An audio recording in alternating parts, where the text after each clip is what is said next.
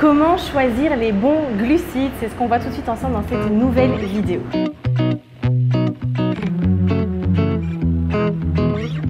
Avant ça, n'hésite pas à recevoir gratuitement une mini-formation gratuite, une vidéo que je t'offre où je te partage les 5 secrets pour créer une assiette à ton image et découvrir ce qui te correspond. Le lien est juste ici en dessous de la vidéo. Salut tout le monde, j'espère que vous allez bien. Alors on se retrouve ici, donc je suis encore à Chiang Rai, donc on est ici dans l'auberge de jeunesse, dans l'espace de travail. Et j'avais envie de vous parler des bons glucides, de comment les choisir, parce que vous savez que très souvent dans mes vidéos, je parle des mauvais glucides et des bons glucides, et très souvent je reçois la question mais c'est quoi les bons glucides finalement? Et donc ici on va un peu parler de tout ça en détail. J'en parle beaucoup dans le programme Décrocher du sucre en 28 jours, mais aussi vous verrez, parce que là je vais vous partager au niveau des aliments quels sont les bons glucides à choisir, mais il y a aussi l'aspect quantitatif, parce que c'est bien, même si on mange naturellement, qu'on mange sainement, nous sommes tous différents et il y a des personnes qui vont fonctionner un peu plus sur les glucides au niveau de leur énergie, de leur carburant, et d'autres personnes sur les protéines et les bonnes graisses. Et pour savoir comment, voilà, si vous fonctionnez plutôt sur les glucides ou sur les protéines et les bonnes graisses, eh bien, je vous invite déjà à télécharger, comme je vous l'ai dit, la formation gratuite 5 secrets pour créer une assiette à ton image. Et aussi, si tu veux aller plus loin, il y a le nouveau programme, le tout nouveau programme en nutrition que j'ai créé qui s'appelle BDS Nutrition. Et là-dedans, tu vas pouvoir vraiment savoir en profondeur quelle quantité de glucides tu as besoin selon ton métabolisme, selon tes propres besoins. Alors, voyons maintenant ensemble les bons glucides, parce que c'est vrai que souvent l'erreur que les personnes font quand elles veulent arrêter les sucres, elles vont enlever tous les glucides. Donc elles vont se retrouver dans une alimentation qui est low carb, comme on appelle ça, qui est très faible en glucides, et du coup ça va créer des déséquilibres dans le corps et c'est pas bon non plus. Donc c'est important d'enlever les mauvais glucides. Donc, je rappelle que les mauvais glucides, vous le savez, ce sont tout ce qui est c'est les sucres raffinés, les sucres industriels, les produits transformés, toutes les céréales aussi raffinées, les pâtes blanches, le riz blanc, voilà, tout ça, ce sont des mauvais sucres en fait qui vont trop impacter la glycémie. Qui vont vraiment provoquer une glycémie instable, qui nous rendent aussi accro au sucre finalement. Et donc tous ces produits transformés, tous ces produits raffinés, eh bien on va les enlever et on va se diriger plutôt vers des bons glucides. Alors dans les bons glucides, on a premièrement les légumes.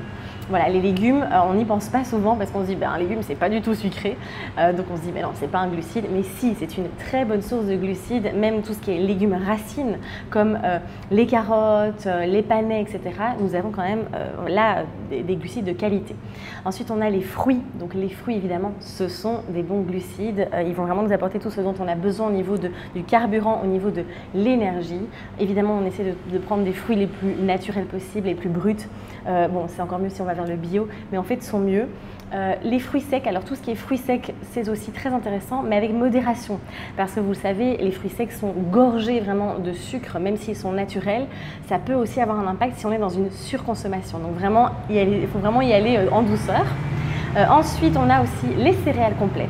Alors en général on se dirige vers les céréales complètes, mais vous savez que c'est très important.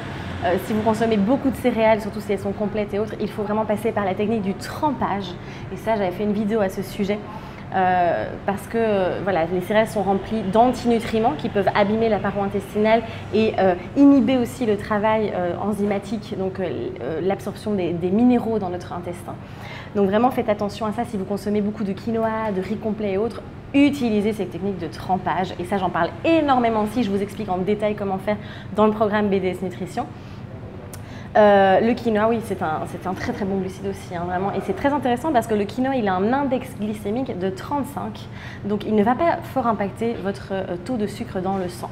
Donc toutes les céréales complètes. Après attention, si vous avez des problèmes de digestion, une sensibilité au niveau de l'intestin, c'est important quand même de rester sur des céréales qui sont semi-complètes, voire du riz blanc si vraiment vous avez des gros problèmes de digestion.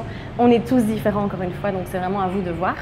Vous avez aussi les légumineuses. Donc les légumineuses, c'est une bonne source de glucides, encore une fois avec un index glycémique qui est très bas.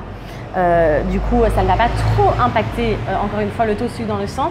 En plus, c'est plein de bons nutriments également. Pareil, faites attention, utilisez la technique du trempage. Mais voilà encore une bonne source de glucides à consommer. Et ensuite, au niveau des bons glucides, mais là qu'on va vraiment consommer avec modération, ce sont les sucres naturels, comme le miel, le sucre de coco, le sirop d'érable, le rapadura, donc c'est le sucre de canne complet. Tous ces sucres sont en effet des bons glucides, mais ils sont donc à consommer vraiment avec modération. N'allez pas rajouter des cuillères à soupe de miel et de sucre de coco partout, parce que là vous allez avoir le même effet, parce que votre cerveau il va pas vraiment faire la différence finalement au niveau des glucides. Si vous êtes en tout cas en plus accro au sucre et tout ça, faites attention avec les sucres naturels. C'est une première bonne étape de passer vers cette version naturelle quand on est en sevrage pour le sucre, mais après ce sont vraiment des aliments qu'on va consommer vraiment en petite quantité et de manière occasionnelle. Voilà donc pour les bons glucides. J'espère que ça va un peu mieux vous éclairer par rapport à ça, parce que je sais que quand j'en parle on a pas mal de questions.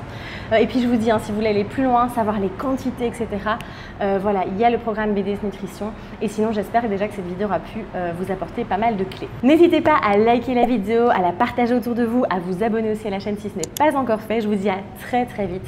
Prenez bien soin de vous et osez briller. Je vous embrasse.